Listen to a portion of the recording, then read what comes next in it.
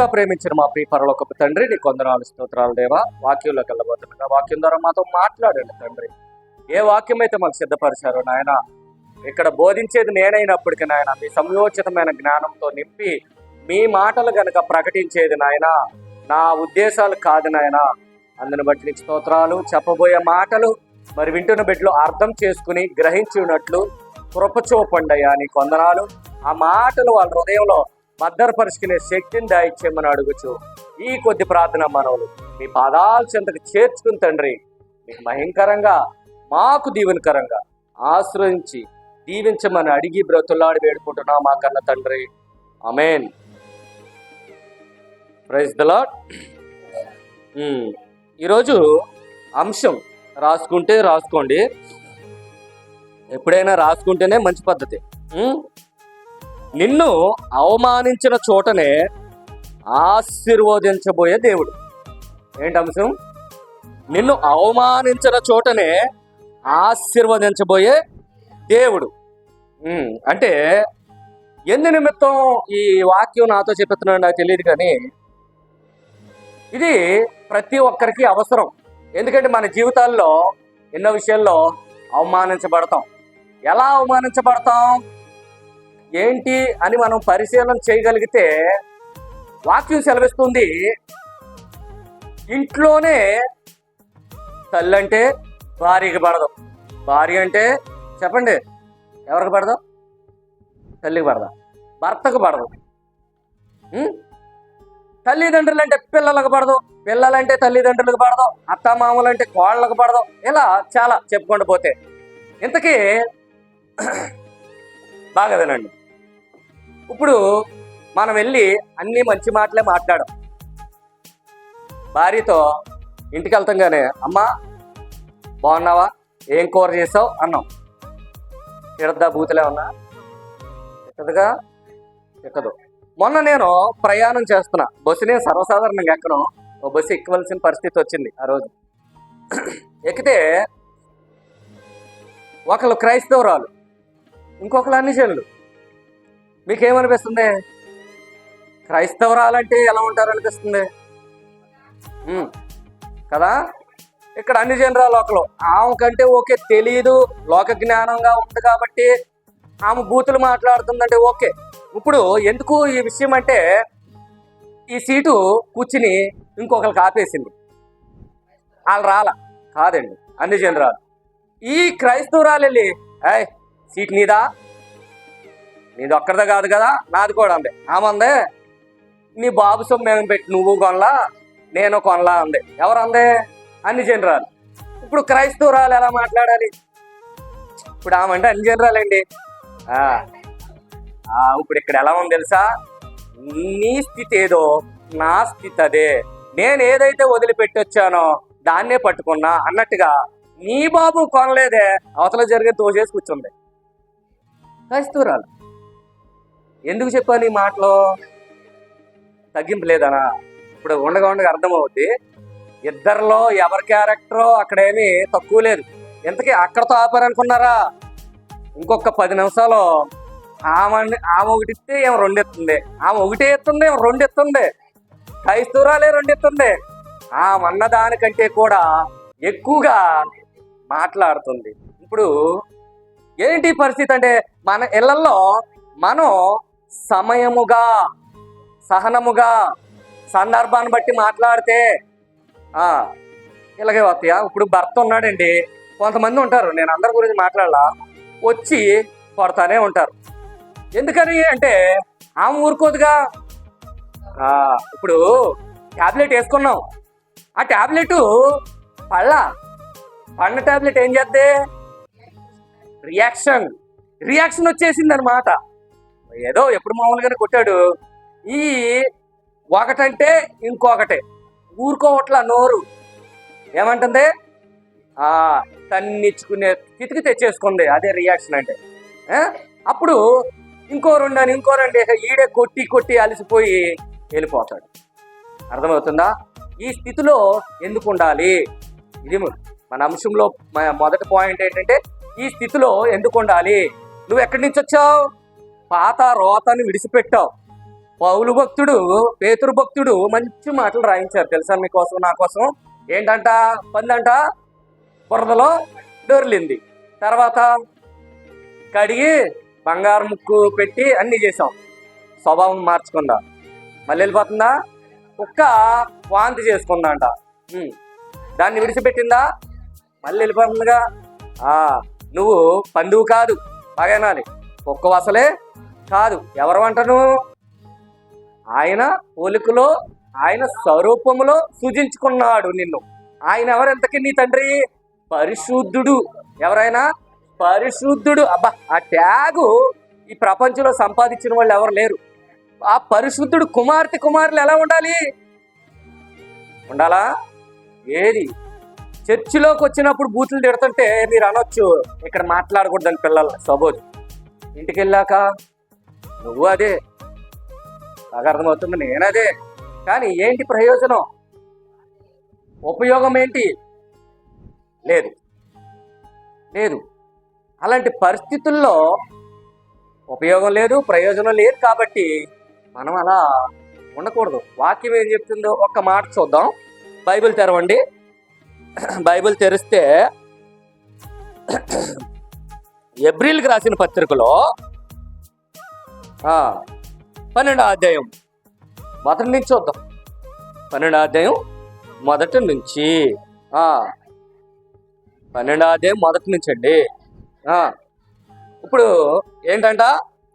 ఎంత గొప్ప సాక్షి సమూహము ఎలా మేఘము వలె మనలను ఆవరించి ఉన్నందున. అంటే ఎలా ఉందంట? మన చుట్టూ ఉందంట, ఆవరించి ఉందంటే ఏంటి? పొగలో మనం ఉన్నట్టు అర్థం. మేఘం ఎలా ఉంది? ఆవరించి ఉన్నది. పొగ మంచి తెలుసు కదా మీకు, అలాగా ఆవరించి ఉన్నది. తర్వాత మనము కూడా ఏంటట?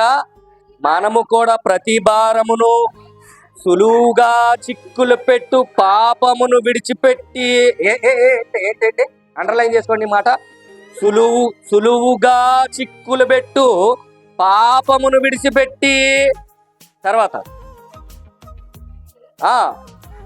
విశ్వాసమునకు. అమ్మా సలోమి గారు, ఫాస్ట్గా బైబిల్ తీసి చదవండి. మీకు ఇందాడే చెప్పా, చూసుకోండి అని. ఏంటంట? జాగ్రత్తగా చూద్దాం. ఇక్కడ ఏమంటున్నాడు? ఇక్కడ సులువుగా చిక్కులు పెట్టు పాపమును విడిచిపెట్టి విశ్వాసమునకు కర్తయగు. దేనికి కర్త? విశ్వాసముకు కర్తయగు దానిని కొనసాగించు వాడినైనా యేసు వైపు చూచుచ్చు.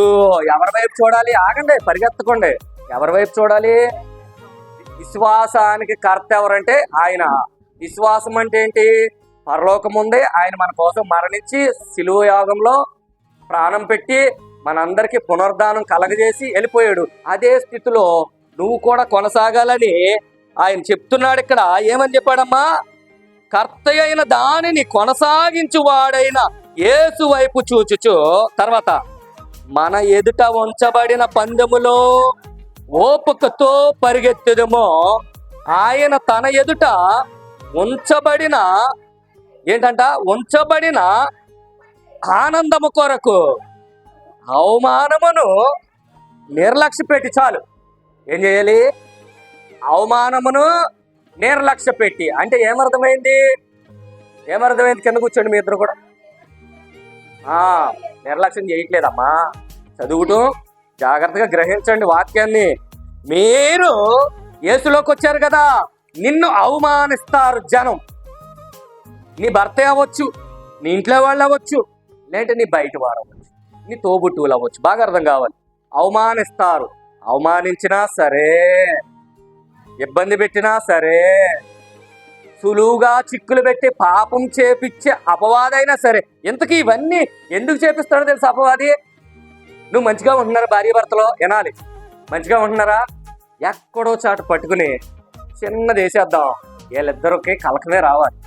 అప్పుడు దాకా ఆప్యాయతగా నా బావ, నా మరదల, లేదంటే నా భార్య ఎంతో ప్రేమగా మాట్లాడుకున్న వాళ్ళు రేగిపోయి ఇప్పుడు దాకా చెప్పాను చూడండి, రయ్యని రియాక్షన్ వచ్చేద్దనమాట. అలా వచ్చేసినప్పుడు అంట అవమానించబడినా సరే, అవమానం అంటే ఏంటండి, ఇప్పుడు భోజనాన్ని పిలిచారు మనల్ని ఎవరో, పిలిచి ఇంకా నీకంటే పై వాళ్ళు వచ్చారు, లేదు ఆకేసిన తర్వాత లే పక్క నుండి తర్వాత చేద్దు అని వాళ్ళని కూర్చోబెట్టారు. నీకు ఎలా ఉంటుంది? ఉండబుద్ధి అవుద్ది అక్కడ? తినగలుగుదువా? చూస్తుండలేవు, నో, ఉండలేవు, తినలేవు, సహించలేవు. అవమానమేనా? అవమానం కలిగింది నీకే అనుకుంటున్నావా? ఈ సృష్టిని కలిగించిన దేవుడు ఎవరో? యేసు ప్రభు. ఆయన ఎన్ని అవమానాలు ఎదుర్కొన్నాడో తెలుసా? ఆయనకి ఎంత ఘోర పరాజయాలు చేయో తెలుసా? ఇంట్లో వాళ్ళే, బయట వాళ్ళు, అసలు బయట వాళ్ళన్న పర్లేదండి, ఇంట్లో వాళ్ళు కూడా. అంటే మీరు చెప్పండి, బయట వాళ్ళు ఏదో అన్నారు, వాళ్ళకి తెలియదు, ఓకే. ఇంట్లో వాళ్ళని చూస్తూ వాళ్ళు నీ చుట్టూరే ఉండి పెరిగినోళ్లే కదా, మరి వాళ్ళని కూడా అనే పరిస్థితి వచ్చిందండి ఇంట్లో వాళ్ళు కూడా. అది ఎంత అవమానం మీరు చెప్పండి. బయట వాళ్ళు అన్నా సహించవచ్చు, ఇంట్లో వాళ్ళు అంటే సహించలేం. ఉదాహరణకే రమేష్ భయ్య నువ్వు ఎవరితో తిరుగుతున్నావు అని నా భార్య నన్ను అంటే నేను సహించలేను. వింటున్నారా? బాగా అర్థం అవడానికి చెప్తున్నా. నన్ను నేనే అనుకోవాలి, మళ్ళీ మిమ్మల్ని ఎవరన్నా బాధపడతారుగా. అప్పుడు అదే బయట వాళ్ళు అన్నారనుకో, మోహలు తెలియక ఏదో వాగుతుంటారు, ఓకే. కానీ ఇప్పుడు అన్నది ఎవరో? నన్ను కట్టుకుని నాతో కాపురం చేసి ఈ 16 సంవత్సరాలు నా తోడుగా ఉన్న నా భార్యే, నా అవయవములు. మన అబ్రహం గారు ఎంత చక్కగా అంటారు తెలుసా? నా ఎముకలో ఎముక. అసలు భలే ఉంటుంది ఆ సందర్భం. అలాగా ఆమె అంటే తట్టుకోగలమా? కానీ ప్రభు తట్టుకున్నాడు. ఆ మాట అదే, చదవండి ఆ మాట ఎంత బాగుంటుందో. ఏమన్నాడు అక్కడ? ఏమండి, అవమానమును నిర్లక్ష్యం పెట్టేయి. ఆగండి, అవమానం ఏం చేయాలి? నిర్లక్ష్య పెట్టంటే ఏంటి తెలుసా? లేదో అన్నారు, పట్టించుకోకు, విడిచిపెట్టేయి, వెళ్ళిపో, నీ పన్ను సాగించుకో. అక్కడ దాకా ఎందుకండి? ఇదే తెడ్లు గ్రామంలో వినోదాలు ఇంటికాడ ఏదో గొడవ అయింది, మా అన్నయ్యలకైనా దిలీప్ ఎవరో సంథింగ్, ఇంకా మిగతా వాళ్ళ పేర్లు నాకు తెలీదు. సరే ఎడదీసి తల దెబ్బేసి పంపించేస్తే తర్వాత వాళ్ళే ఉమ్మగట్టుగా వచ్చి రోడ్డు మీద ఒకసారి ఆపితే ఇటు పంపించేసి అయిపోయింది. ఇంటికి 10 మంది వచ్చి కొట్టేశారు. మామూలుగా నేనేం చేశాను అక్కడ? గొడవాడుకున్న వాళ్ళు బాగానే ఉన్నారు, కానీ నా తప్పు ఏంటంటే అసలు అందులోకి వెళ్తారే తప్పు. ఏం తప్పు? అక్కడికి వెళ్ళడమే. ఇప్పుడు ఎంతైనా రక్త సంబంధం ఎవరికైనా ఉండదా? ప్రాణం ఆగిద్దా? ఎంత పాస్టర్ అయినా ఇంకోటైనా ప్రాణం ఆగదు. అందుకే వెళ్ళాల్సిన పరిస్థితి వచ్చింది. సరే వెళ్ళినా అక్కడ మ్యాక్సిమం ఆ పిల్లని కొట్టారు, బ్లడ్ వచ్చే పొళ్ళు ఏదో ఇరిగి, అది చూసినప్పుడు కూడా సహించాం. ఆటో ఆపేశారు. పిల్లకి సీరియస్గా ఉంది, ఆటో ఆపేస్తే ఎలా ఉండదు? నేను చేయకుండా పని అక్కడ ఒకటి చేశా. ఎంతలావు రాయి తీసి మీరు ముందు దారి ఉండని గట్టి గరిసి కింద పడేసి అప్పుడు దారి ఇచ్చారు. అది వాళ్ళు చేయడం తప్పు. సరే ఇక్కడ ఎందుకు చెప్తున్నానంటే, ఏది మనం చేసిన తప్పు దాచుకోకూడదు. అది మనమైనా దేవుడి దృష్టిలో దైవజనుడా లేక ఇంకొకలా ఎక్కువేమీ లేదు, అందరూ సమానమే. అందుకనే మన అంశం ఏంటి చెప్పండి ఒకసారి, నేను తరెత్తాను, ఎంత దూరం వెళ్ళలేదుగా. మన అంశం ఏంటి చెప్పండి? అవమానించబడిన చోటనే ఆశీర్వదించే దేవుడు. ఉండగా ఏంటో మీరే చూస్తారు వాక్యం. ఇప్పుడు చదవండి, అక్కడ ఏమన్నాడు పౌలు భక్తుడు? ఏమన్నాడమ్మా? అవమానమును నిర్లక్ష్య పెట్టి సిలువను సహించి దేవుని సింహాసనం యొక్క కుడిపార్శ్వమున ఆసీనుడై ఉన్నాడు. ఏమర్థమైంది మీకు? నువ్వు నిర్లక్ష్యం పెట్టు. దేన్ని? అవమానాన్ని. దిగమింగుకో. ఇబ్బందులు వస్తాయి, నీ జీవితంలో చాలా ఎదుర్కోవాలి. ఇది చనిపోయే వరకు పోరాటం, ఇప్పుడు కాదు. వస్తాయి అవమానాలు. నీ భర్త, కొడుకు లేదంటే ఇంకోటి ఏదో చాట ఏదో ఒకటి వస్తుంది. వాటిని కూడా తట్టుకుని నిలబడితే ఏదో అన్నారు పోనీ అని మన దాన్ని మనం వెళ్ళిపోతే ఏమి లేదు. లేకపోతే చెప్పండి, అక్కడ దాకా ఎందుకండి? మీటింగ్కి వెళ్ళిన చోట కారులో తీసుకుని నన్ను వెళ్తున్నారు. అక్కడ డ్రైవరు ఇరుకుసొందు బైక్ వేసుకొచ్చేసి, అన్ని చేయడం ఏమంటే క్రైస్తవులు ఒకరు మనకు తెలియదు, అన్ని చేయడం అనుకుంటున్నాను నేనైతే. క్రైస్తవులు అలా చేయరు మ్యాక్సిమం. ఆపేసి అడ్డంగా పెట్టేశాడు. బండి వెళ్ళిపోద్ది, వెళ్తలా. నీ బాబుగడ్ రోడ్డు అనుకున్నావా, ఇందాక వచ్చేసావు అన్నాడు. అది బాగా బిజీ రోడ్. ఈ డ్రైవర్ సీరియస్ అవుతున్నాడు. ఇక ఇది వెళ్ళేదట్లేదు, నాకు టైం అయిపోతుంది వాక్యానికి. సరే అని డ్రైవర్ని, నానా అయిందేదో మన దాన్ని మనం వెళ్ళిపోదాం, మనకు ఉంది కదా మనకి ఇదే కాదు, నువ్వు ఎప్పుడు గుర్తుపెట్టుకొని నేనే చెప్పి తర్వాత ఇక్కడ ఎలా అయిపోయాను కూడా నాకు తెలియదు అంటే అపవాది ఎవరిని విడిచిపెట్టాడు. ఎలా ఉన్నాడంట, గర్జించు సింహం వలె ప్రపంచమంతా తిరుగులాడుచున్నాడంట. తిరుగులాడుచున్నప్పుడు నిన్ను విడిచిపెడతాడా? ఇంకో విషయం చెప్పనా, మిమ్మల్ని పట్టుకుంటే ఒక్కొక్కరిని పట్టుకోవాలి అపవాది. ఇప్పుడు వాక్యం కలిపి సరిపేస్తా కేవలం పట్టుకుంటే చాలు, నన్ను ఒక్కడిని. మీకు ఇంకా బాగా అర్థమయ్యేది చెప్పనా, నేను కారులో ఎక్కించుకున్నా మీ అందరిని, వెళ్తున్నా, మీ అందరిని పడగొడతాం వాడికి కష్టం. అదే నన్ను అక్కడిని పట్టుకుంటే లోయలోకి వెళ్తే అందరం వెళ్ళిపోతాం ఒకసారికి. బాగా అర్థమైందిగా. అదే స్థితిలో బోధించేవాడేనే బాగా పట్టుకుంటాడు అపవాది, చాలా ఎక్కువగా. అక్కడ దేవుడు అంటున్నాడు, అవమానాన్ని నిర్లక్ష్య పెట్టు, పట్టించుకోవద్దు. ఇదే కాదు, ఇప్పుడు అయిపోయింది కదా, ఇది నీకు అలవాటు అయిపోద్ది. నెక్స్ట్ నెక్స్ట్ అలాంటివి చేయకు అని చదవండి. ఆ మాట ఎంత బాగుంటుందో నేను చదువు. అప్పుడు నాకు అన్నిసార్లు చదివాను కానీ బైబుల్ ఈ టాపిక్ తీసేటప్పుడు అప్పుడు అర్థమైనంతగా అంతకు ముందు చదివినప్పుడు నాకు అర్థం కాలేదా ఏంటి అనిపించింది. అర్థమైనా? చాలాసార్లు చదువుతాం బైబుల్ మనం, కానీ ఆ సందర్భాన్ని బట్టే అది వర్తిస్తుంది, ఎప్పుడు పడితే అప్పుడు కాదు. చదవండి అమ్మా. అవమానమును నిర్లక్ష్య పెట్టి సిలువను సహించి, అంటే సిలువను సహించడం అంటే ఏంటి, దేవుని పనిలో ముందుకెళ్ళిపో, నీ పని నువ్వు చేసుకో. నాకు అప్పుడే అనిపించింది, ఇంక ఈ తెడ్లం గ్రామం అడిగట్టకూడదు, అక్కడ నాకు అవమానం కలిగింది, నేను రాకూడదనే డిసైడ్ అయ్యా. కానీ వాక్యం ఊరుకోలా, నీకు నేను అక్కడ ఘనత కలగజేస్తాను, నువ్వు వెళ్ళండి. ఏమంది, నీకు అక్కడ ఘనత సిద్ధపరిచాను, నువ్వు వెళ్ళు. అవమానించబడిన చోటే మళ్ళీ ఇంకో చోట కాదు. నీకు ఇవాళ చెప్పబోయే వాక్యం అంతా అదే. అక్కడ అంటున్నాడు, చదవాల మాట, సిలువను సహించి దేవుని సింహాసన కుడిపార్శ్వమును ఆసీనుడై ఉన్నాడు. దేవుడు సహించాడు కదా, మరి నువ్వు సహించవా అంటున్నాడు ఇక్కడ. దేవుడు ఎవరైనా సృష్టికర్త, లోకాన్ని కలిగించిన ఆయనే. అవమానాలు, ఇబ్బందులు, ఇరుకులు, సమస్యలు మొత్తం అన్నీ ఆయన మీదేనండి. అబ్బా, ఇంకో మాట చెప్పనా, 40 రోజులు ఉపవాసం ఉంటారు మీరు. ఉన్నా అపవాదం వచ్చామంటున్నాడు తెలుసా. ఇప్పుడు మన వాళ్ళు కూడా అప్పుడప్పుడు కోపాలు రప్పిస్తుంటారు. నువ్వు ఒక అమ్మకి అబ్బకి పుడితే అంటారు. ఎప్పుడన్నా విన్నారు ఈ డైలాగు? అమ్మకి అబ్బకి పుడితే అన్న డైలాగ్ వచ్చినప్పుడు ఏసుకు పుట్టినా ఒక్కడికే, ఏసుకు పుట్టినా ఒక్కడికే పుడతారు, ఇద్దరికి పుట్టరు, గుర్తుపెట్టుకోండి. అయితే ఆ డైలాగ్ వల్ల మిగతా వాళ్ళకి మనోభావాలు దెబ్బతింటే లేదు.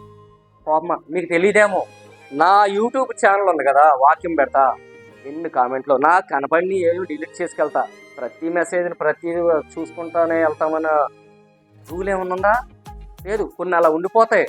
ఇగో నిన్న కూడా అలాగే ఉండిపోయింది, నేను చేయలే ఇంకా డిలీట్. అలాగే పోనీ, తిట్టేవాళ్ళు ఎంతోమంది, అవమానించేవాళ్ళు అందులో ఎంతోమంది, డైరెక్టే కాదు, కానీ అక్కడే దేవుడు నీకు ఘనత కలగజేస్తున్నాడు. అదే మనకి కావలసింది. చదవండి అమ్మా, ఓ మాట చూపిస్తా. యోహాను సువార్తలో 7వ అధ్యాయం 3వ వచనం చూడండి. యోహాను సువార్త ఎంతమంది, ఈ ఎబ్రీ పత్రిక ఆ పేజీని అలా ఉంచుకోండి, గుర్తుందా? ఆ పేజీని అలా ఉంచుకోండి. 7వ అధ్యాయం యోహాను సువార్త 3వ వచనం తీసారా? ఆయన సహోదరులు ఆయనను చూచి, నీవు చేయుచున్న క్రియలు నీ శిష్యులు చూచున్నట్లు ఈ స్థలము విడిచి యోదాయికి వెళ్ళుము. ఎందుకు వెళ్ళమంటున్నాడు? సహోదరులే ఎందుకు వెళ్ళమంటున్నారు? ఏమండి, అక్కడికి వెళ్తే ఆయన్ని చంపేస్తారు కాబట్టి బాగా అర్థం కావాలి. ఏం చేస్తారు? తర్వాత 4వ వచనం త్వరగా, బహిరంగమున అంగీకరింపబడ గోరువాడెవడును తన పని రహస్యమున జరిగింపడు. నీవు ఈ కార్యములు ఈ కార్యములు చేయుచున్న ఎడల నిన్ను నీవే లోకమునకు ఏం చేయాలంట? కనబరుచుకోమని చెప్తున్నాడు. అంటే ఇంటికి వచ్చేసి రహస్యంగా చేసేస్తుంటే వీళ్ళకి ఇబ్బంది ఏంటి? లోనకి రావడానికి ప్లేస్ లేదు, ఏనండి, భోజనాలు చేయడానికి అవకాశం లేదని రాయబడి ఉంది అక్కడ. అదంతా చదివితే సమయం పడితే అయినా నేను వచ్చే సింపుల్గా రిఫరెన్స్లు చూపించుకుని వెళ్ళిపోతా. అదంతా జరుగుతున్నా నువ్వు అక్కడికి వెళ్ళిపో, యోధాకి వెళ్ళిపోయి నిన్ను నువ్వు గనపరుచుకో. లోపలికి వచ్చి చెప్తావేంటి? అక్కడ వాళ్ళు పట్టుకుని చంపుతా తిరుగుతున్నారు కదా. ఇప్పుడు ఇక్కడ శత్రువులుగా మారింది ఎవరు? సొంత ఫ్యామిలీ, అన్నదమ్ములండి. ఇప్పుడు ఈయనంటే దేవుని కుమారుడిగా వచ్చాడు, ఓకే. ఆయన ఏ తల్లి గర్భం నుంచి పుట్టాడో అదే తల్లి గర్భం రక్త మాంసాలు పంచుకుని పుట్టినోళ్ళకి ఈ సహోదరులు, అవునా? వాళ్ళే కదా. మరి వాళ్ళకి అలా ఎందుకు? పోనీ వాళ్ళ మాత్రమే అంటే ఓకే, తల్లి అంటదా? మిమ్మల్ని అడుగుతారా? తల్లి కూడా అంటే మీకు అదే ఎగ్జాంపుల్ చెప్పా. ఇప్పుడు సలోమి అంటే నాకు ఎంత బాధ అని ఊరికనే చెప్పలా, ఒక ఎగ్జాంపుల్ తీసుకున్నానంటే అందులో వాక్యానికి కనెక్ట్ అయితేనే, అవ్వకపోతే నేను ఏది తీసుకోను. అంత అవసరం లేదు మనకి. యేసు ప్రభు ఎప్పుడు వాక్యం చెప్పినా ఉపమాన రీతిగా బోధించాడు ఆయన. అర్థమయ్యేది అందరికీ, ఎవరికి పాండితులకు కూడా అర్థం కానట్టుగా ఎవరికి చెప్పలా. కానీ కొన్ని విషయాలు మాత్రమే పరలోక రాజ్యం సంబంధించిన శిష్యులకు చెప్పాడు.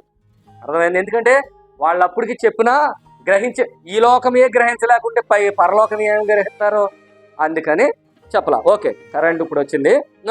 ఇక్కడ మనం చదువుతున్న ప్రతి ఒక్క సందర్భం జాగ్రత్తగా చూస్తే ఏమండి, 5వ వచనం కూడా చదివండి. అక్కడే ఆయన సహోదరులైనను ఆయన యందు విశ్వాసం ఉంచలేదంట. ఏముంచలా? విశ్వాసం ఉంచలేదు. ఎవరి యందు? సొంత సహోదరుడి ఎడలే విశ్వాసం ఉంచలా. ఇంట్లో నుంచి బయటకు పొమ్మనేటట్టు ఉన్నారు. అక్కడతో ఆగలేదండి. మార్కు సువార్తకు రండి, మంచి మాట ఉంది. మార్కు సువార్త 3వ అధ్యాయం తీసారా? మార్కు సువార్త 3వ అధ్యాయము 20వ వచనం చూడండి అమ్మా. 34వ పేజీ. ఏంటి? జాగ్రత్తగా చూడండి. ఎక్కడికి వచ్చాడంట ప్రభువు? ఆయన ఇంటిలోనికి వచ్చినప్పుడు జనులు మరలా గుంపు కూడి వచ్చిరు గనుక భోజనము చేయుటకైనను వారికి వీలు లేకపోయాను. ఎలా ఉందంట? ఎవరికి? వారంటే ఎవరో మీకు అర్థం కావాలి. ఎవరికి? యేసు ప్రభువారి సహోదరులకి ఇబ్బందికరంగా ఫీల్ అయిపోతున్నారు. ఆయన ఇంట్లో ఉన్నంతసేపు భోజనం చేయలేకపోతున్నాం. ఎక్కడ చూసినా ప్రభు ఎక్కడికి వెళ్ళినా వేల మందే, మామూలు విషయం కాదు. ఆయన ఫాలోవర్స్. మనం ఎవరం? క్రీస్తు ఫాలోవర్స్ అండి. మీకు ఆల్రెడీ చెప్పాను కదా. మనం ఎవరం? క్రైస్తవులు అంటే ఏంటి అనుకుంటున్నారు? క్రీస్తు ఫాలోవర్స్. ఏ రకంగా ఫాలో అవుతున్నాం అన్నది మనల్ని మనం ప్రశ్నించుకోవాలి. కింద చదువమ్మా. వాళ్ళకి వీలు లేకపోయాను. ఆయన ఇంటివారు సంగతి విని ఆయన మతి చెలించినని, అంటే పిచ్చి పట్టేసింది. ఎవరికి? యేసు ప్రభు వారికే. ఏంటి ఎలాంటి మాటలు కూడా ఉన్నాయి బైబిల్లో? ఎస్, ఎలాంటి మాటలు ఉన్నాయి. ఆయన సొంత ఇంటివారే నువ్వు పిచ్చి పట్టింది. ఇంటివారంటే ఓన్లీ అన్నదమ్ములతో అయ్యింది అనుకున్నారా? నో నో నో నో, సొంత తల్లి కూడా చెప్తుందండి మర్యాద. అప్పటి వరకు ఆమె కూడా పడిపోయింది. అదే చెప్తున్నా మీకు, అపవాది ఎవరిని విడిచిపెట్టడు, చిక్కులు పెట్టుతాడంట. ఎలాగా? చిక్కులు. తర్వాత చిక్కులు అంటే ఇంట్లోనే సమస్యలు, ఇంట్లో వాళ్ళతోనే గొడవలు. కొంతమంది ప్రార్థన కూడా వెళ్ళొద్దు అంటారు. తర్వాత చదవండి అమ్మ, ఏమన్నాడు? ఆయన ఇంటివారే సంగతి విని ఆయన మతి చెలించిందని చెప్పి ఆయనను పట్టుకున పోయారంట. ఏం చేయబోయారు? పట్టుకుని ఎక్కడికి? మెంటల్ హాస్పిటల్కి జాయిన్ చేసేద్దాం, వైజాగ్, రాజమండ్రి, ఇలాంటి హైదరాబాదు, ఎర్రగడ్డ అనుకున్నారనమాట. అంతేగా? పట్టుకోపోవడం అంటే ఏంటండి? అంతేనా కదా? అప్పచెప్పేద్దాం. ఎక్కడ? మతి చెల్లించింది, పిచ్చి పట్టేసింది. ఈయనంటే మరి బయట వాళ్ళు, ఆగండి, ఇంట్లో వాళ్ళు అంటే బయట వాళ్ళు ఊరుకుంటారా?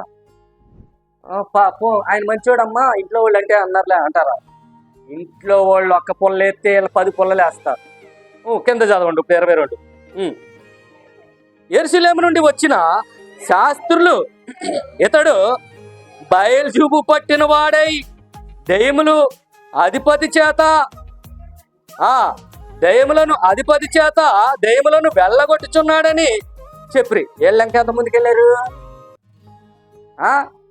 ఇతనే దెయ్యాలను బట్టి అసలు మీకు అలా గ్రహించే వాళ్ళైతే అక్కడ దెయ్యాలు పట్టిన వాడు వచ్చి లోకంలోకి వచ్చి ఇవన్నీ చెప్పి మీరు శుద్ధులు కండి మళ్ళీ ఈయనే స్వస్థపరుస్తాడా? నేను చెప్పండి. ఇంకా 4 దెయ్యాలు వదిలితే వాళ్ళందరూ వస్తే డబ్బులు వస్తాయిగా. బాగా అర్థమవుతుందా? కానీ అలా చేశాడు దేవుడు ఎక్కడన్నా? వెంటనే రిలీఫ్. అసలు మళ్ళీ టయాలు లేవండి. ఆ గడియే ఆయన పలికిన క్షణం స్వస్థత. అది ఏ రోగమో మళ్ళీ పాత అవయవాలే తెచ్చి కాదు. ఒకవేళ నీకు కిడ్నీ పోయింది అనుకుందాం, మళ్ళీ అది కాదు, కొత్త కిడ్నీ వచ్చేస్తుంది. పూర్వం స్థితి నువ్వు ఎలా ఉన్నావు అలా అయిపోతుంది నీ దేహం. శుద్ధుడుకా అన్నాడంట గుడ్డివాడిని. పాత స్థితి వచ్చేసిందంట. మొత్తం బొల్లి కుష్టితో ఉన్నాడంట. శుద్ధుడుగా అన్నాడంట. మొత్తం పాత దేహం ఎలా చిన్నపిల్లల దేహంలో అయిపోయిందంట. అంటే కొత్త అవయవాలు వచ్చేస్తున్నాయి, మామూలు రాట్లా. ఇక్కడ అంటున్నాడు, చదవండి కిందకి చదవండి. 32కి వచ్చేయండి అమ్మ, చాలు. మీకు అక్కడ కన్వర్జేషన్ సింపుల్గా చెప్పేశాను.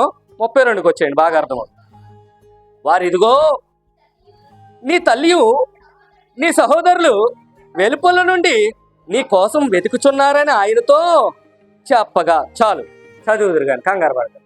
ఏమండి, నా చిన్నప్పటి నుంచి నేను వాక్యం చాలా సందర్భాల్లో ఈ వాక్యం నేను ఎక్కడైతే చర్చికి వెళ్తున్నా నా పాస్టర్లు చాలామంది చెప్పారు. ఒకళ్ళు కాదు, చాలామంది ఈ వాక్యం చెప్పారు. అసలు ఎందుకు చెప్పారు ఇప్పటికీ నాకు అర్థం కాల. నేను ఈ టాపిక్ కింద తయారు చేసుకునే వరకు కూడా అసలు ఆ ప్రభు అలా ఎందుకు అంటాడు సొంత వాళ్ళని? ఎవరు వివరించలేదండి. ఏంటి అక్కడ పరిస్థితి? వాళ్ళు పట్టుకోవడానికి వచ్చారు. అక్కడి నుంచి 22 నుంచి మిమ్మల్ని పరిగెత్తించాను కదా. తర్వాత మీకు హోంవర్క్ ఈ అధ్యాయం ఇంటికి వెళ్ళాక చదువుకోండి. ఆ 22 నుంచి ఏముందో మీకు అర్థమవుద్ది.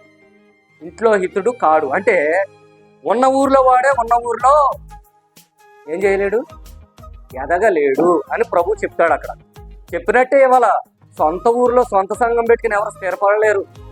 బయట ఊరెళ్ళే స్థిరపడాలి. ప్రభువు కూడా అదే పని చేశాడు. ఇంట్లోనే వ్యతిరేకత, బయటే వాళ్ళు కూడా బయటకే పొమ్మంటున్నారు. గణపరచబడు, ఎక్కడెందుకు చెప్తావు అంటున్నారు. ఇప్పుడు అర్థం కావాలి మీకు. ఇక్కడ ఒకళ్ళు వచ్చారు, ప్రభు వాక్యం చెప్తుంటే ఒకళ్ళు వచ్చారు. వచ్చి ప్రభుకి ఏం చెప్పారు? చదివారు మీరు, అది మళ్ళీ చదవండి. చదవండి అమ్మా. వారు ఇదిగో నీ తల్లియు నీ సహోదరులు వెలుపల నుండి నీ కోసము వెతుకుచున్నారని ఆయనతో చెప్పారు. ఎందుకు ఎదుగుతున్నారు వీళ్ళు? మామూలుగా ఆత్మీయంగా ఉంటే ప్రభువుకి హృదయ రహస్యం తెలుసు. బాగా అర్థం కావాలి మీకు. వాళ్ళ సహోదరులు ఏమనుకుంటున్నారో, తల్లి ఏమనుకుంటుందో, మిగతా వారు ఏమనుకుంటున్నారో బయటికి చెప్పకపోయినా ఆయనకి మరుగైంది ఏది లేదు. మామూలుగా మనలో జబ్బులు స్కాన్ చేస్తే వెళ్తాయి. ఆయనకి అన్నీ తెలుసు. నిన్ను నిర్మించింది ఎవరు? ఆయనే. రహస్యమైంది ఏది లేదు ఇంకా. నో, ఆయన దగ్గర అన్నీ ఓపెన్ కదా. ఇప్పుడు ఆయన దగ్గర వాళ్ళు అక్కడ ఏ విధంగా ఉన్నారో ఆయనకి తెలీదా? ఇప్పటికే వచ్చి పట్టుకోబోయి పిచ్చోడు, దెయ్యాలు పట్టినోడు ఇవన్నీ అనిపించేశారు. అక్కడి నుంచి మీరు ఎన్ని వచనాలు జంప్ చేశారు? 10 వచనాలు. మామూలు విషయం కాదు. అంత చెప్పుకుంటూ వస్తే నాకు సమయం ఎక్కువైపోద్ది కాబట్టి సింపుల్గా హోంవర్క్ ఇచ్చేసా మీకు. ఇప్పుడు చదవండి. వారు ఇదిగో నీ తల్లియు నీ సహోదరులు వెలుపల నుండి నీ కోసం వెతుకుచున్నారని ఆయనతో చెప్పినప్పుడు ఆయన హృదయ రహస్యం ఎరిగిన దేవుడు కనుక ఆయన గ్రహించి 33లో అంటున్నాడు. చదవండి. ఆయన నా తల్లి నా సహోదరులు ఎవరని ఆగండి, పరిగెత్తొద్దు. ఎవరంట? నా తల్లి ఎవరు, నా సహోదరులు ఎవరో అని చెప్పినోళ్ళతో చెప్తున్నాడు. అడిగిన ఎవరైతే ప్రభువుని వచ్చి మీ తల్లి వచ్చారు, సహోదరులు మిమ్మల్ని ఎదుగుతున్నారండి బయట అని చెప్పినప్పుడు ఈయన నా తల్లి ఎవరు, నా సహోదరులు ఎవరు. ఇప్పుడు బాగా అర్థం కావాలి. ఇక్కడ శరీర సంబంధంగా చెప్పట్లేదండి, ప్రభు ఆత్మీయంగా చెప్తున్నాడు. అంటే ఏంటి అర్థం? మరియా వాక్యం ఏంటుంది, మార్త వంటలో తన పని తను చేసుకుంటాను. ఏది ఉత్తమమైందని చెప్పాడు దేవుడు. నువ్వు ఉత్తమమైంది ఎంచుకోలేదమ్మా. అండ్ ప్రభా నీకేం బాధలేదా, నేను ఎంత కష్టపడుతున్నానే అని అడిగింది వచ్చి. అస్సలు అది కాదు ఇంపార్టెంట్. ఏది ఇంపార్టెంట్? ఈ లోక సంబంధంలో నువ్వు ఎన్నైనా చేసుకో, ఉపయోగం లేదు, దానివల్ల ప్రయోజనం లేదు బిడా. నా సహోదరులారా, దీనివల్ల ప్రయోజనం లేదు. నువ్వు కుండలో లేకపోతే ఇంకోట ఏదైనా పెట్టుకో, ఏ పనైనా పెట్టుకో, మరి ఏం కావాలి? విస్తారమైన పని కాదంట, ఆయన మాటలు కావాలి, ఆయన మాటల మీద స్థిరత్వం కావాలి. అవి విడిచిపెట్టేశారు. అందుకని ఇక్కడ కూడా దేవుడు ఏం చెప్తున్నాడు? ఎవరు నా తల్లి, ఎవరు నా సహోదరి అని ఇప్పుడు చెప్తున్నాడు. 34కి వచ్చేయండి అమ్మా. ఎక్కడ ఏం చేస్తున్నారు వాళ్ళు? వాక్యం చెప్తుంటే అయ్యగారు వాక్యం వింటున్నారు అనమాట. ఈయన ఎవరంట? బోధకుడు. ప్రభు ఎవరు? బోధకుడు. ఏం బోధకుడు? మీకు మొన్నే చెప్పేశాను ఆల్రెడీ. ఏది పడితే అది బోధించడానికి రాలా, నీలో ఉన్న పాపం తీసేసి పరలోకానికి నడిపించడానికి వచ్చాడు. అదే ఆయన బోధకుడు, వైద్యుడు. తన చుట్టూ కూర్చున్న వారిని కలయ చూడటం అంటే ఇక్కడ అలా కాదు. వాళ్ళు ఏ మనసుతో వచ్చి వెతుకుతున్నారో ఇక్కడ ఫీడ్ అయ్యింది. ఇప్పుడు వీళ్ళందరూ ఏ మనసుతో వచ్చారో కూడా చూస్తున్నాడు. ఇక్కడ కూడా అలాంటి వాళ్ళు ఉంటే వీళ్ళకి కూడా ఉంది. కూర్చున్నా ఇక్కడ కూడా కలయి చూడడం అంటే ఏంటనుకుంటున్నారు? అంత అలా మెన్షన్ చేపి అక్కర్లా ప్రభు. చదవండి అమ్మా, ఎంత బాగుంది ఇక్కడ కన్వర్షన్. కాదండి, అక్కడ చుట్టూ వారిని కలయ చూచి ఇదిగో ఏమన్నాడు? ఇదిగో నా తల్లియు నా సహోదరులను. అబ్బా ఆగండి, ఏంటంట? నా తల్లియు నా సహోదరులు. వీళ్ళు ఎవరో కూడా శరీర కోరికల కోసం రాలా. ఎలా వచ్చారు? ఆత్మీయంగా వచ్చారు. ఆత్మీయంగా వచ్చి ఇక్కడ విన్న వాళ్ళే ఆయన కుమార్తెలు. బాగా వినాలి. ఏంటంట? కలయి చూశాడు. ఎవరిలో అన్న దీని వైపు ఏమన్నా కలగ చేసుకుని వచ్చారేమో వాళ్ళ హృదయంలో పెట్టుకుని చూద్దామని చూసేసాడు ప్రభు. ఎవరు లేరు. మళ్ళీ ఉంటే ఆ మాట అప్పులే కాదు, అందరికి అప్పులే కాదు. అప్పుడు అన్నాడు ఏమని? ఇదిగో ఏంటంట? ఇదిగో నా తల్లియు. ఎందుకు? వాక్యానుసారంగా ఉన్నారు. నా సహోదరులను. చూడండి ఆ మాట అలాగే ఉంటది. నా సహోదరులను. నో అన్నాడా? సహోదరులను ఏమన్నాడు అక్కడ? సహోదరులను అంటే ఎక్కువ మంది. అక్కడ ఉన్నది తక్కువ మంది అండి. వాళ్ళ కాదు, ఎవరైతే వాక్యానుసారంగా జీవిస్తారో వాళ్ళేనా. ఎక్కడ ఇందాడు మాట చదివాం ఎబ్రీ పత్రికలో. అక్కడ ఉండండి, పరిగెత్తొద్దు, ముయ్యొద్దని కూడా చెప్పా. సింహాసనం మంది కూర్చొని పెట్టుకోబోతున్నాడు వాళ్ళని. ఎవరిని? అందరినీ కాదండు, కొందరిని. ఎలా? ఆయన వాక్యానుసారం జీవించిన వాళ్ళని. అలా చెప్పినప్పుడు అవమానం భరించాడా లేదా? భరించాడు. చెప్పండి అమ్మా. ఏమర్థమైంది మీకు ఇక్కడ? అవమానం భరించి చూడు, ఆశీర్వాదం ఏం చేస్తే నిన్నే తెలుసుకుంటుంది, నీ చుట్టూయే తిరిగిద్ది. ఏమిటది? ఆశీర్వాదం. అది కూడా ఉందా? బైబిల్లో ఉంది, చూస్తారా? ఎలిజబెత్ తెలుసా మీలో ఎవరికన్నా? జక్కరయ్య గారు తెలుసా? మిమ్మల్నేనండి తెలుసా? ఆమె గొడ్రాలంట. ఎవరామా? ఎలిజబెత్ ఎవరో గొడ్రాలు, పిల్లలు లేరు. అవమానం. ఇప్పుడు ఈ రోజుల్లో అంటే సింపుల్గా పిల్లలు పుట్టపోయిన ఎవరు ఏమంటలేదు కానీ, పట్టించుకోవట్లేదు. కానీ ఆ రోజుల్లో ఎంత ఉంటారు మీరు చెప్పాలి నాకు. చాలా అంటారా లేదా? ఖచ్చితంగానే అండి. ఎందుకంటే ఆ రోజుల్లో చిన్న విషయం దొరికితే చాలండి ఏకేసేవాళ్ళు. ఎందుకంటే సమాజం చిన్నది, మనుషులు తక్కువ, ప్లేస్ తక్కువ. ఒకేసారి ఇప్పుడులాగా ఎంత టెక్నాలజీ. మన పాత 30 సంవత్సరాలు వెనక్కి వెళ్ళిపోండి. అసలు సింపుల్గా ఎంత బాగుండేదో తెలుసా? నాకు ఆ రోజులే నచ్చాయి. ఉండగుండగా ఈ తరం వాళ్ళు తల్లిదండ్రులు చూడడం మాట పక్కనెట్టి వాళ్ళే చూసుకోరు. అలా మారిపోద్ది సిచ్యువేషన్. అంత అవమానం భరించిందండి. గొడ్రాలు అని ఎలిజబెత్. దేవుడు విడిచిపెట్టాడా? చూద్దామా మాట. లోకా సువార్తలో ఉంటుంది, తీయండి బైబిల్. దీని పక్కనే మార్కు సువార్త పక్కనే ఉంటుంది. లోకా సువార్త 1వ అధ్యాయం 24వ వచనం చూడండి. లోకా సువార్త 1వ అధ్యాయం 24వ వచనం.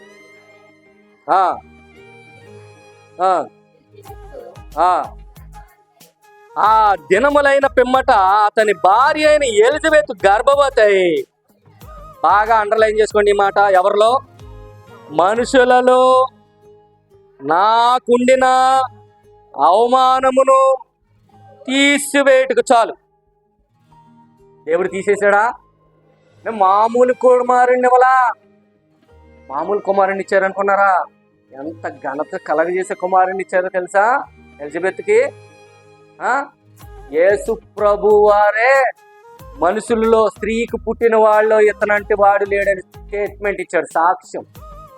ఇంత గొప్ప సాక్షి సమూహం మనల్ని ఆవరించి ఉన్నది. అదేంటి మేఘాలు అనుకుంటున్నారా? కాదండి. ఇప్పుడు వరకు ఎవరైతే వెళ్ళిపోయి అక్కడ పరదేశిలో ఉన్నారా, సాక్షి సమూహం ఉంది అక్కడ. మనకి మేఘములా ఆవరించి ఉన్నది మన కోసం. నీ అడుగు జాడలే ఆ గుర్తు, నువ్వు విడిచిపెట్టిన ముద్రలు. సముద్రం కంటే నడవండి, మీ కాలు మళ్ళీ ముద్రలు వస్తాయి. పలానా మనిషికి వెళ్ళారు అని తెలుసుదా? పాము కూడా వెళ్ళిన జాడ కనపడతా ఉంటది, అర్థమైందా? అలాగే సీమలు కూడా మకరందం విడిచిపెట్టుకుంటూ వెళ్తాయి అంట, తర్వాత వచ్చే వాటిని తెలియడానికి. మనకు తెలుసా? కనపడద్దా? సేమునే గొప్ప చేసి మాట్లాడాడు దేవుడు. సేముని చూసి నేర్చుకో మనిషి అన్నాడు. దానికి ఉండే మెదడు ఎంత అండి? మిల్లీగ్రామ్ కూడా ఉంటుందో లేదో అసలు కొలవలేమేమో నాకు తెలిసి. మరి నీ మెదడు ఎంతో తెలుసా నీకు? ఎంత బరువు అండి? కాదండి, 1300 గ్రాములు. కేజీ మీద, పావు కేజీ మీద మళ్ళీ 50 గ్రాములు ఎక్కువ. అంత మెదడు పెట్టుకున్నావు. సేమదెంత? మిల్లీగ్రామ్ కూడా లేదు. దాని దగ్గరికి వెళ్ళి నువ్వు నేర్చుకోవాలా? వాక్యం అలాగే చెప్తుంది. అది కాదు, నీకు నువ్వు తగ్గట్టుగా ఉంటే ఇవన్నీ అక్కర్లా, అంతేనా? అసలు ఆ రోజే అవమ్మ చేయించుంటే ఇన్ని బాధలు మనకు లేవు. కానీ ఓకే, అక్కడ జరిగిపోయిన తప్పు. ఇదంతా తెలుసుకుని చేస్తున్నాం కదా, ఇది ఇబ్బంది. ఆమెకు తెలియదండి, బైబిల్ లేదు, వాక్యం లేదు, తెలీదు. మరి నీకు అన్నీ తెలుసు కదా, తెలుసుకోవడం చేస్తున్నామంటే చెప్పండి. ఇప్పుడు ఆకలి వేసిందండి, ఇవాళ తినలా, రేపు కూడా తినలా, 3వ రోజుకి బాగా ఎంత ఆకలి వద్ద కర్ర. అప్పుడు భోజనం మంచి కూరలు వండుకునే రావక్కర్లా, ఆవకాయ వేసి పెట్టు, గడగళ్ళు ఆడుకుంటా లొట్టలు వేసుకుంటూ తింటు, అబ్బా చాలా బాగుందమ్మా, సూపర్ అంటారు. వాక్యం కూడా నీకు ఆకలి వేయాలి, వినగలగాలి, గ్రహించగలగాలి. ఆ ఆకలి నీలో పుట్టాలంటే నీవే దానికి కారణం. ఆత్మసిద్ధమే, శరీరం బలహీనం.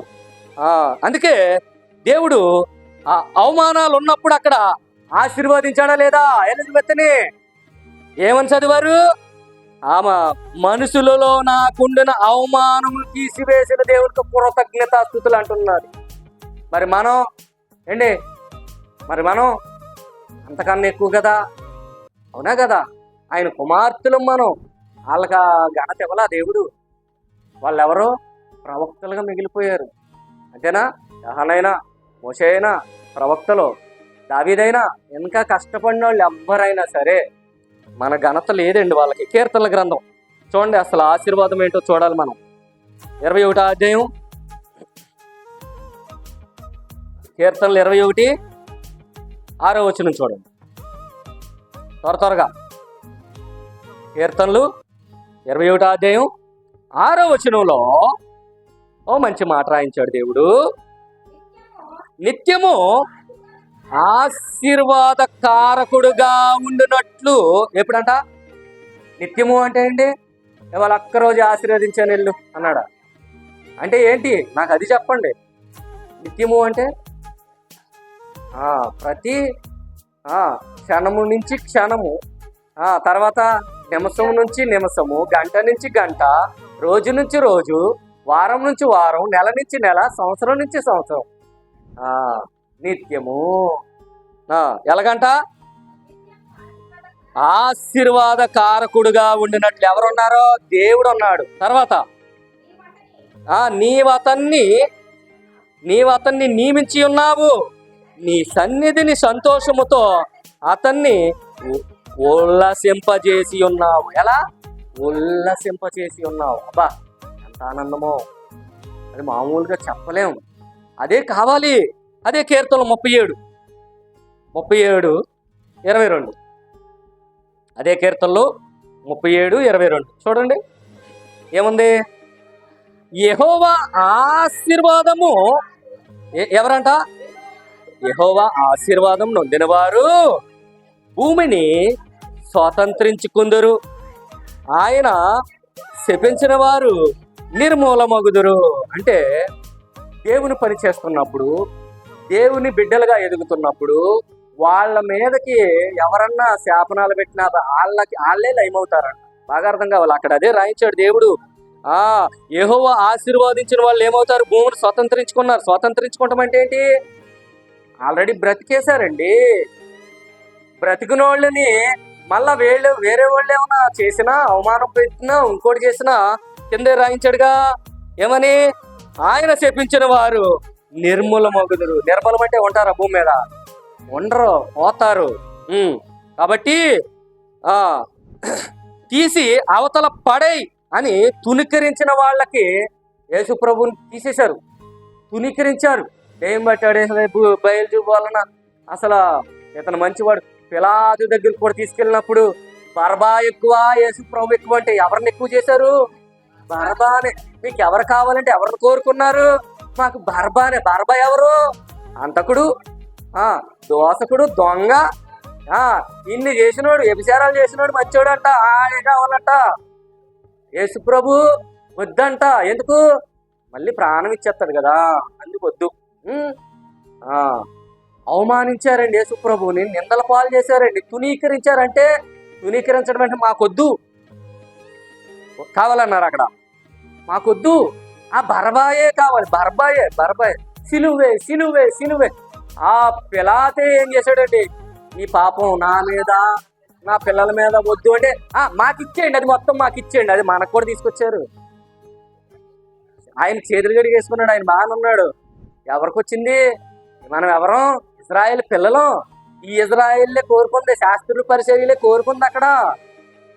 బాగా అర్థం కావాలి. మనం ఊరికనే మళ్ళీ పాపులం అయిపోవాలా? అదంతా మరి మనం కూడా అనుభవించాలి.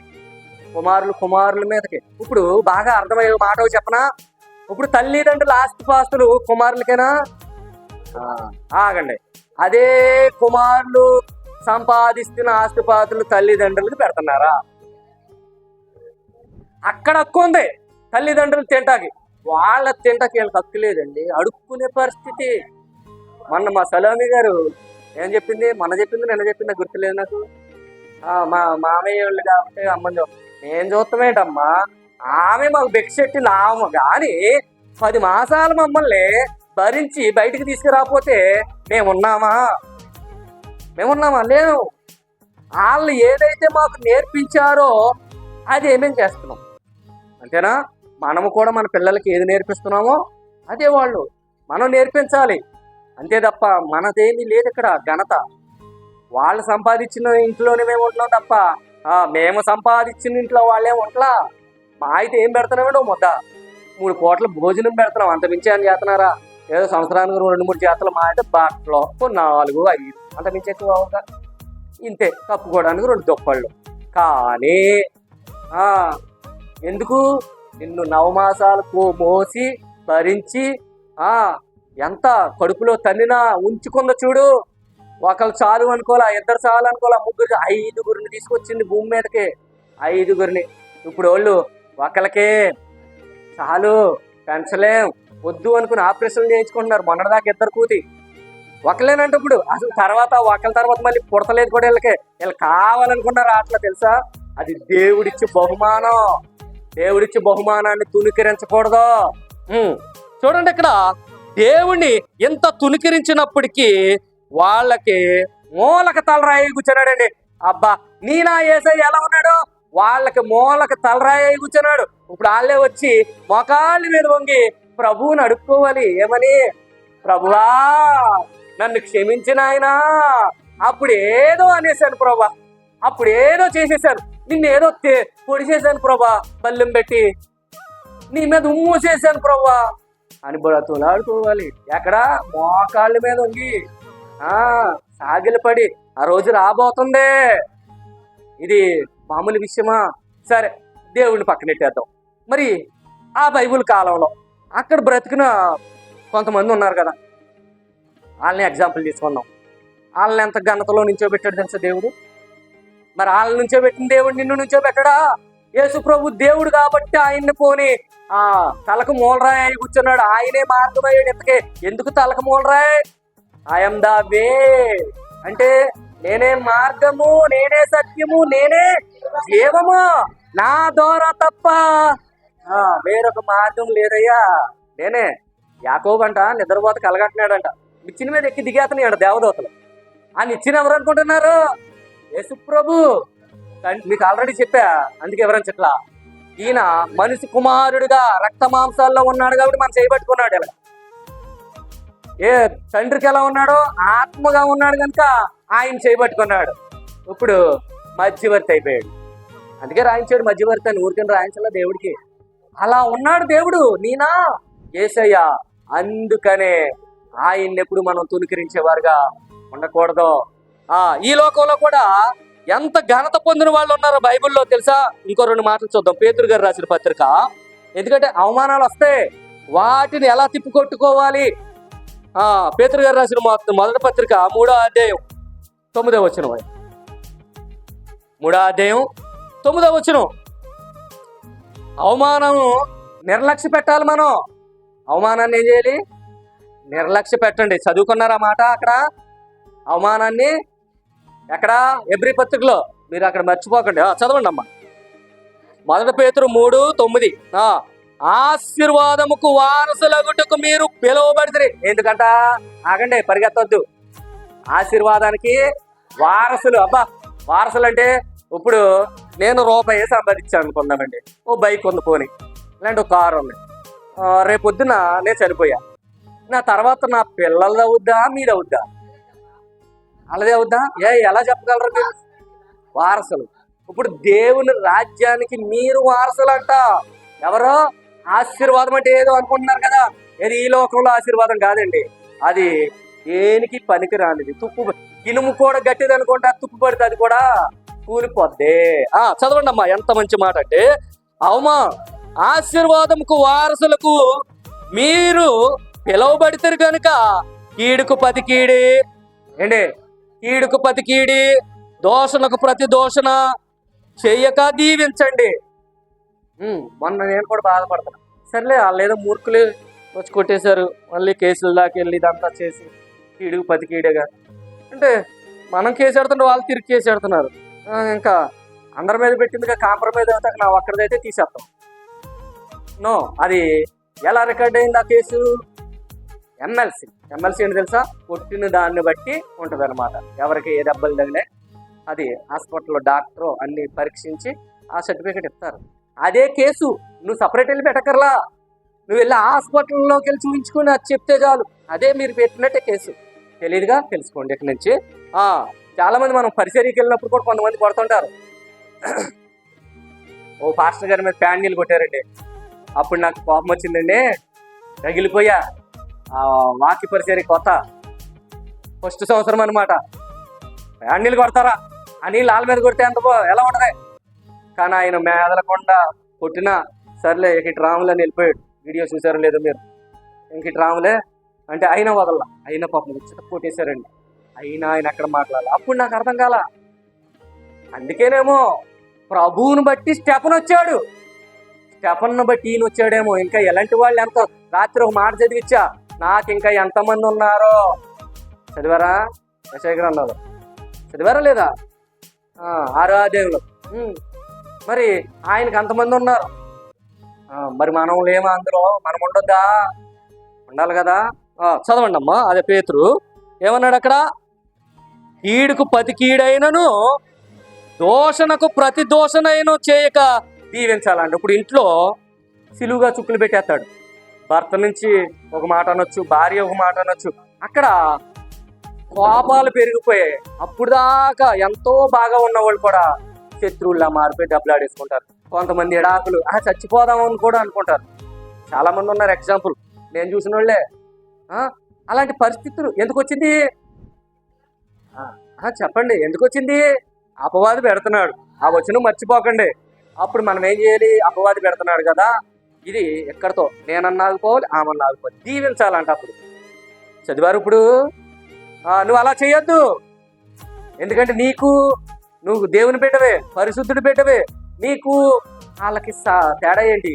నీ స్వభావానికి నా స్వభావం, నీ క్యారెక్టర్కి నా క్యారెక్టర్కి తగ్గు చేసుకుందేది అని వాక్యం మాట్లాడుతుంది. గుర్తు చేసుకోవాలి.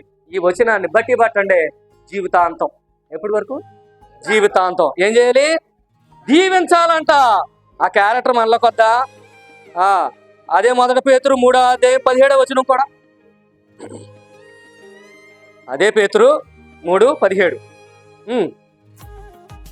చదవాలా? అదే అధ్యాయం అండి, 17 వచనం. ఏం చదువుతున్నారమ్మా?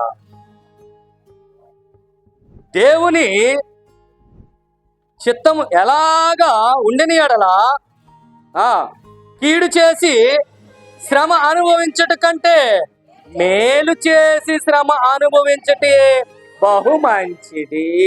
ఏంటంట? బహు మంచిది. ఏంటది? కాదండి, ఇప్పుడు నన్ను ఎవరో కొట్టారు కదా, వాళ్ళని కూడా నేను కుట్టేసి అబ్బబ్బా అనుకుంటే దేవుడి దగ్గర మనం పాడైపోతున్నాం. అవమానం చేశారు కదా అని అక్కడ ఏదో కుంగిపోయి ఏదో మనం కూడా 4 మాటలనేస్తే దేవుడి దగ్గర తగ్గించబడుతున్నాం. గుర్తుపెట్టుకోండి. కానీ వాళ్ళు చేసిన దానికంట చదవండి అసలు ఎంత బాగుందో.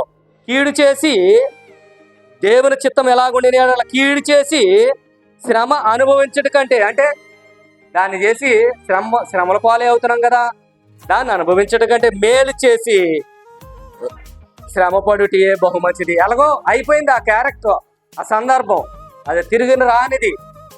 దాన్ని వదిలేస్తే మంచిది అయిపోతుందంట. అతమానం వాటర్ బాటిల్ ఏంటి?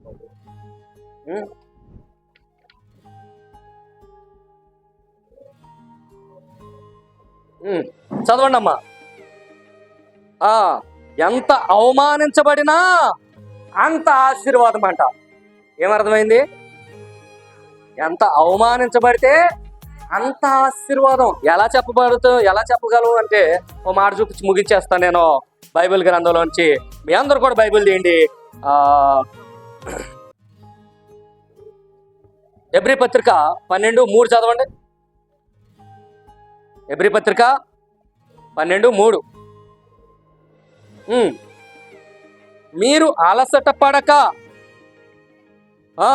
మీ ప్రాణములు విసకక ఉండినట్లు పాపాత్ములు తనకు వ్యతిరేకముగా చేసిన ఏంటంట? వ్యతిరేకముగా చేసిన తిరస్కారమంతయు ఓర్చుకునిన ఆయనను తలుచుకోండి. ఏం చేయాలి? తలుచుకోవాలంటే ఎవరిని? నా యేసయ్యని. ఎందుకు? అసలు అర్థమైంది మీకు? ఇది అర్థమైందా? వచనం అర్థమైందా? అర్థం కాలేదా? చదువుదాం ఫస్ట్ నుండి. తప్పేముంది? మీరు అలసట పడకయు మీ ప్రాణములు విసకకయు ఉండునట్లు పాపాత్ములకు తమకు అంటే మీకు వ్యతిరేకముగా చేసిన తిరస్కారం అంటే మిమ్మల్ని వ్యతిరేకించారు. మీరు ఇక్కడికి రావద్దన్నారు, అలా చేయొద్దన్నారు. తిరస్కారం ప్రతిది ఎక్కడ చూసినా. నాకు అదే ఎదురైంది. అయినా అదంతయు జరిగినప్పటికీ ఓర్చుకుని ఆయనను తలుచుకోండి. ఇప్పుడు మాట చెప్పనా? బైబిల్ గ్రంథంలో యేసుప్రభు తర్వాత సేమ్ శ్రమలు అనుభవించిన ఆయన ఒక ఆయన ఉన్నారు. మీలో ఎవరికైనా తెలుసా? తెలీదా? ఏమండి? కాదండి. తెలుసా? పాత నిబంధనలోనే, కొత్త నిబంధన కాదు. తెలీదుగా. పోతిఫర్ అని ఒక ఆయన ఉన్నాడు. తెలుసా మీలో ఎవరికన్నా? ఆయనకు భార్య ఉందంట. ఎవరామా? ఒక అధికారి. ఈ యాసోపు అన్నదమ్ములు తునీకరించారు. చిన్నగా చూసి గోతులో పాడేసి అమ్మేశారు డబ్బులకు 30 తులాలకి. యేసు ప్రభు నమ్మినట్టే. ఏది ఇస్కరియోతు యోధా ఎన్నికమ్మాడు. అందుకే అలాగే చేస్తే ఆయన శ్రమలు పడి హింసలు పడి ఇక్కడ నీతిగా బ్రతుకుతున్నాడు. ఎలాగా?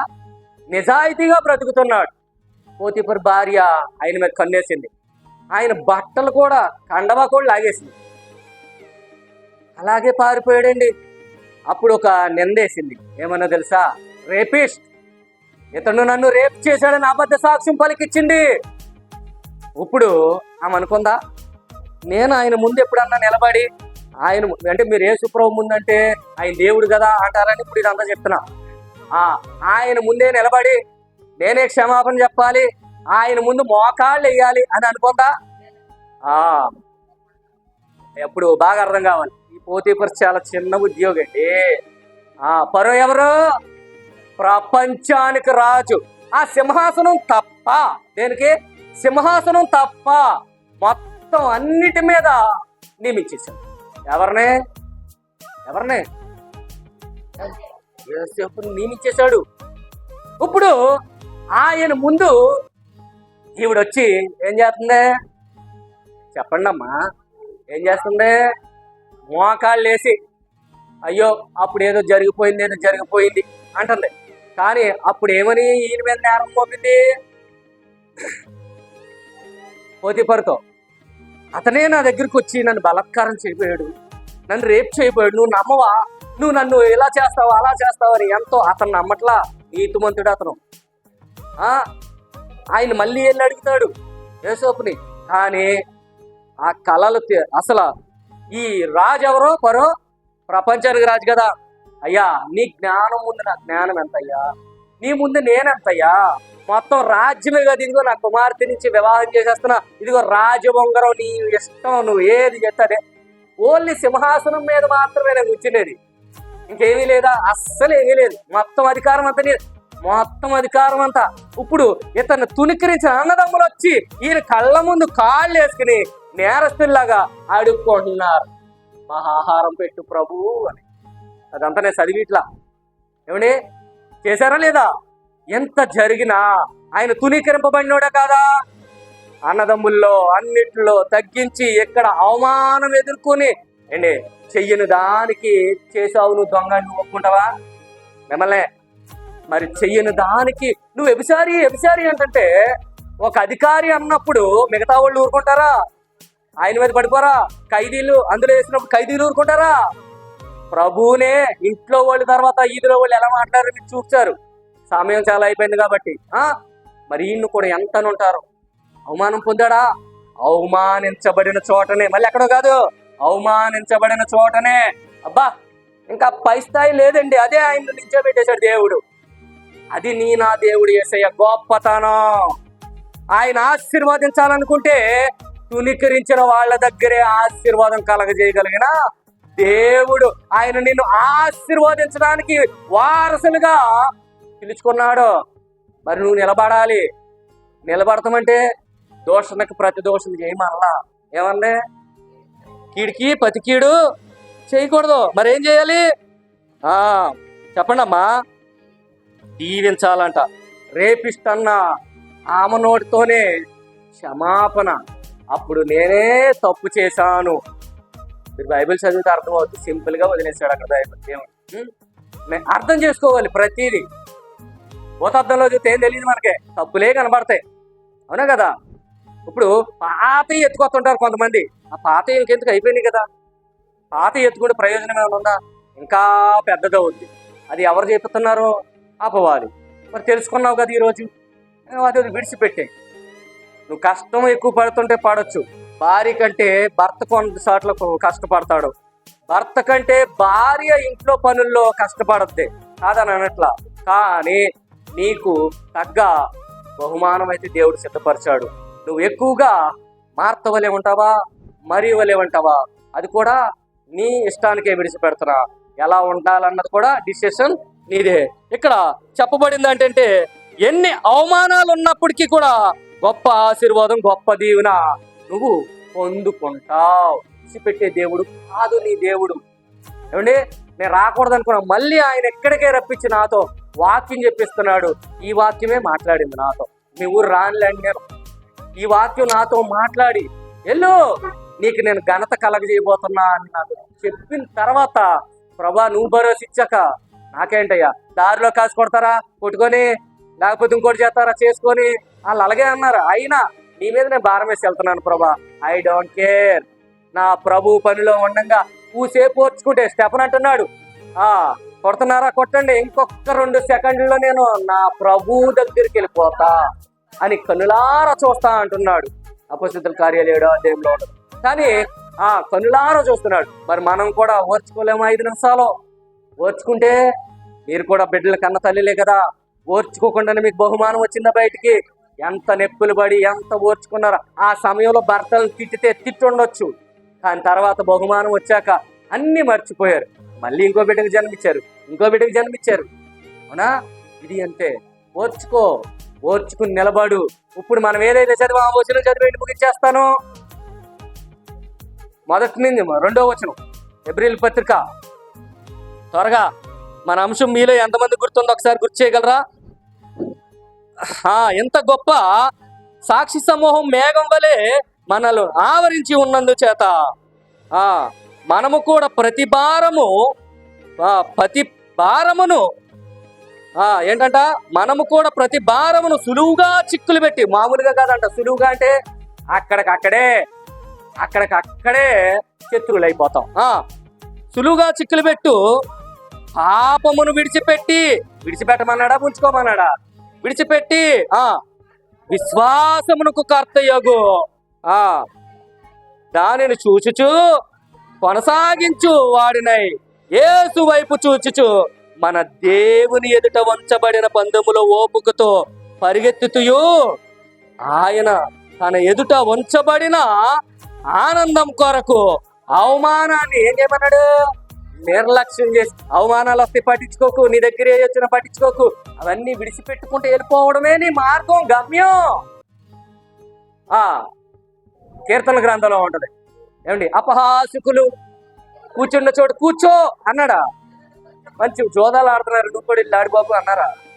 లేదుగా. కూర్చుంటే నువ్వే పాడైపోతావు, నిన్ను కూడా మార్చేస్తాడు. సరే చదవండి. అక్కడ ఏమన్నాడు? అవమానమును నిర్లక్ష్య పెట్టి సిలువను సహించు దేవుని సింహాసనం యొక్క కుడిపార్శ్వమున ఆసీనుడై ఉన్నాడు. నువ్వు కూడా అక్కడ ఆసీనురాలు కాబోతున్నావు. మరి అక్కడ కలుసుకోవాలంటే ఇవన్నీ చిన్నవే. ఈ అవమానాలన్నీ మనం భరిద్దాం. ప్రభు కంటే ఎక్కువ భరించావా? యేసోపు కంటే ఎక్కువ భరించావా అవమానం? నీవి లెక్క పెడితే ఆయన ముందు 1వ తరగతి కూడా రావట్లా 100కి. ఆయన ఎక్కడ, నువ్వు ఎక్కడ? పోనీ యేసు ప్రభు అంటే మళ్ళీ దేవుడు కదా ఆయన అని అంటారని మనిషిని కూడా చూపించాం మీకు. అదే మనిషిని అంతకంటే ఎక్కువ స్థితిలో నిలబెట్ట, ఇంకా పై స్థాయి లేదంట. మళ్ళీ ఆయన చనిపోయిన తర్వాత అక్కడ వేరే పొరవ వచ్చాడంట, ఆయన తెలియని వాళ్ళు. అక్కడి నుంచి వీళ్ళతో ఎట్టి చాకరీ చేపిస్తే మోషే ద్వారా విడిపించుకొచ్చాడు దేవుడు. మరి విడిచిపెట్టాడా నీ దేవుడు? పాపాలు చేశారా? దేవుడికి వ్యతిరేకంగా బతికారా? చెప్పండి. కానీ అక్కడ విడిచిపెట్టలా. నిన్ను నన్ను కూడా విడిచిపెట్టను. నీకు ఉన్నతమైన ప్లేస్ నుంచి అక్కడ చూడాలనుకుంటున్నా. నువ్వు ఇక్కడ అవమానం సహించు. ఇంట్లోనే కాదు, బయటే కాదు, ఎక్కడైనా సరే నువ్వేం చేయాలి? దాటుకుని వెళ్ళిపో. సహించు. ఏం చేయాలి? సహించాలి, ఓర్చుకోవాలి, తట్టుకుని నిలబడాలి. నీ పరుగు పందెం వైపు గురి. అంతేనా? అది లేకపోతే మనం ఈ లోకంలో జీవించి ప్రయోజనం లేదు. చర్చికొచ్చి 2 గంటలు విని సమయం వ్యర్థం చేసుకున్నట్లే. అలా మనం మళ్ళా మార్చుకుని మన క్యారెక్టర్ని ఇవాళ నుంచైనా ఉన్నతంగా జీవించాలి. ఎవరో 4 బూతులు మాట్లాడారు, మనం 4 వదిలేసేవారుగా కాకుండా దేవుడు పరిశుద్ధుడు, పరిశుద్ధతకు తగినట్టుగా జీవించాలని నా కొద్ది మాటలు చెప్పి ముగిస్తున్నా. ప్రార్థన చేసుకున్నాం. చిన్న ప్రార్థన.